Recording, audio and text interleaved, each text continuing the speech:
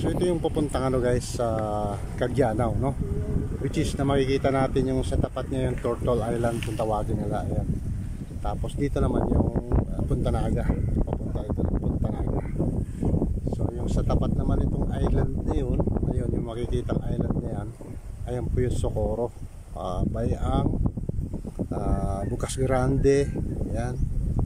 So yung Club Tara dyan sa mga part na yan. Tsaka yung ano, tinatawag nila na Sohoton, no? So sa kabila naman yan is Siargao Island. So yun guys. So nagpahinga muna kami saglit dito sa area na to kasi sobrang haba na nung nabiyahe namin dahil sa ayan, sa pag-aano namin sa kay Mayora, pagsusupport. Ayan. So legit talaga yung lugar na to dito guys. Talaga napakaganda rito sa Surigao del Norte. Ako naman talagang simula pat nung binata pa ako, talagang gusto ko talagang tumira dito sa area na to, itong Surigao del Norte. Yan, napakaganda talaga dito guys, sobrang ganda talaga. Kung isa kang creative na tao, talagang maglalaro yung isip mo rito sa area na to. So napakaraming magagandang view na makikita rito sa Surigao del Norte. Ayan, so gagaya na lang sila, oh, tignan mo, talagang relaxing lang sila sa kanilang bawat natatanaw dahil sa napakaganda ng mga view rito guys. Ayan, makikita natin talagang super ganda talaga. At dito video pangin to guys. Ayan, purul. Ayan. Ayan, kita nyo naman yung nyug, no? So talagang ang nyug na yan ay talagang mataas yan. So more than 30 meters yan taas na yan. So kaya na nasa baba siya, sa malayo siya. Ayan, so talagang ano. Dito naman sa bahagi na to guys, makikita natin ito, hawak itong puno. Ayan, habang nandito ako sa puno yan. Ayan, sa bandang kanan natin, ayan po yung makikita natin dyan. Actually ang time po is around 11 o'clock, you know? Nakikita natin dito, low tide siya. So ayan, naglalaki ang alo, nagpuputukan doon sa dalampasigan. So sobrang napakaganda ang bawat ano namin talaga. At sa bandang bahagi po doon sa unahan, makikita natin na yung lugar po ng San Benito. Ayan, Tapa, no? Yung sa bandang Napa po. Ito po dito, Socorro po ito yung island na to, no? Inulit po natin. Talagang magkakaroon tayo ng vlog din dating araw. So yun guys, no? So sa bahagi naman na ito, ayan, makikita natin yung mga pine tree dyan. Ayan, mga rubber tree na mga nakatanim sa taas.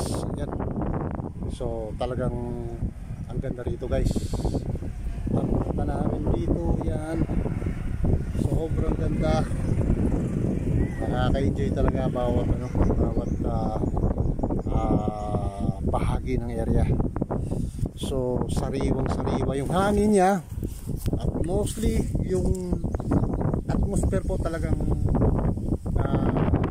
bahagya lang po talaga. Talagang yung katawan mo, feeling mo talaga na ano, na talagang refresh talaga yung feel mo talaga sa bawat minuto na habang nagre-relax ka sa area. Yun nga, mintong halang tayo rito, no? Pero talagang yung hangin niya galing sa ocean breeze, di ba? Talagang sobrang ano, sobrang sariwang-sariwa talaga. Makakagagano ka talaga, no? Yung feeling niya, yung ano, yung antok-antok ka pero bigla ka na lang magigising dahil sa mga nalalangkap mong hangin na presko. Ayan guys, ulitin natin yung view. Yan, galing doon yung hangin papunta rito sa atin. Ayan, so talagang ano, wow. So part ito guys ng ano, inuulit ko, Punta Naga at ano, Cagdianaw. Ayan po, no? Cagdianaw at tas dito po yung Punta Naga. Ayan. So yun guys, no? Kita-kits tayo uli sa ating mga long videos dyan, mga kabossing, no?